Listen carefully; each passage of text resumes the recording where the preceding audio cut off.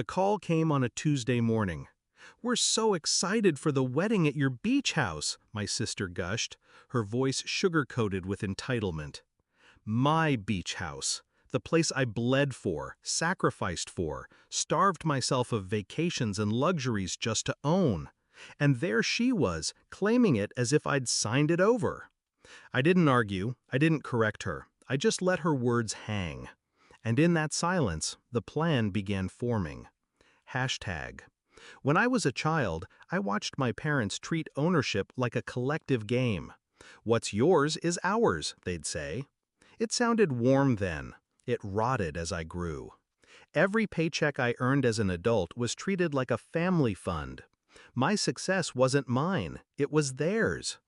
When I bought my first car, my brother borrowed it until it was dented. When I rented my first apartment, they crashed on the couch for weeks. Gratitude? None. So when I finally bought the beach house, keys cold in my palm, waves crashing outside the windows, I made a vow. This one thing would be mine, not ours, mine. But greed never respects boundaries. It started with whispers. My cousin slipped, mentioning how the wedding at the beach will be perfect. I frowned, pretended I didn't understand. Then the group text arrived, photos of floral arrangements, catering menus, seating charts, all captioned, "For the beach house." My beach house. Not one word to me, not one question. They didn't even ask. They assumed. Assumption is the sharpest insult. It declares ownership without consent. I scrolled through the messages in silence, pulse steady, jaw locked. They thought they had me cornered. They thought family obligation was a chain, but I had cut those chains long ago. I didn't rage. Rage wastes time. I strategized.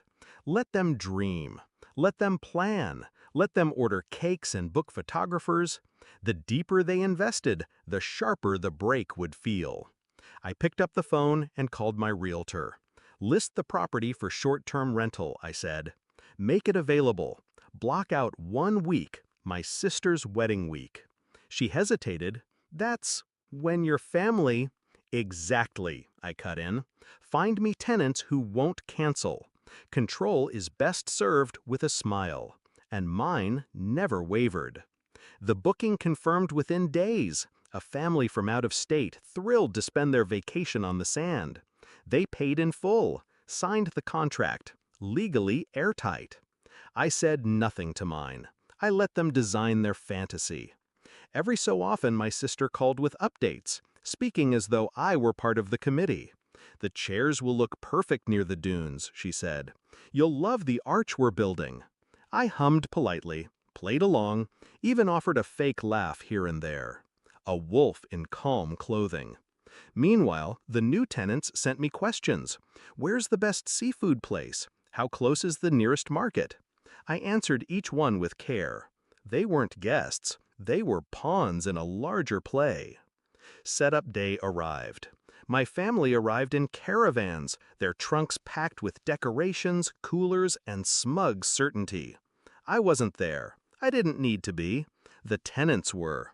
They had arrived early, settled in, beach towels draped over the railing, music spilling faintly from a speaker. My sister stormed up the porch, confusion clouding her face.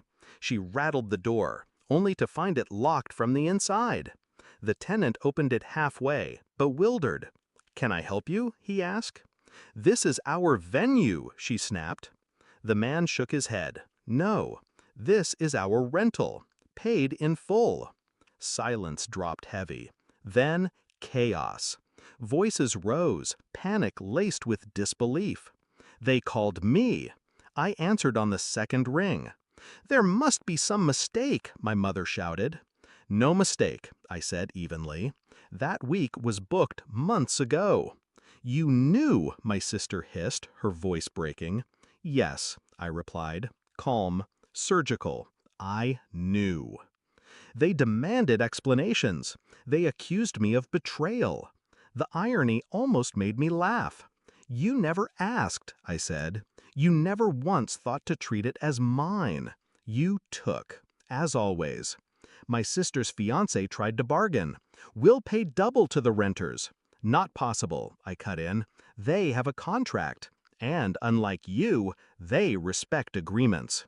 On the other end, silence. Just breathing, heavy with humiliation. They scrambled last minute to find another venue, a community hall hours away, stripped of the ocean view they bragged about for months. Their photos looked cramped, joyless, desperate. I didn't attend. I didn't need to be. My absence was louder than my presence ever could be. Sitting on my deck weeks later, the waves steady and eternal, I thought about that day, about the look on their faces when ownership slammed the door in theirs.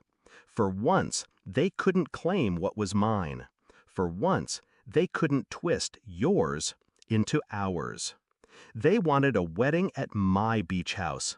What they got was a reminder what's mine will never be theirs.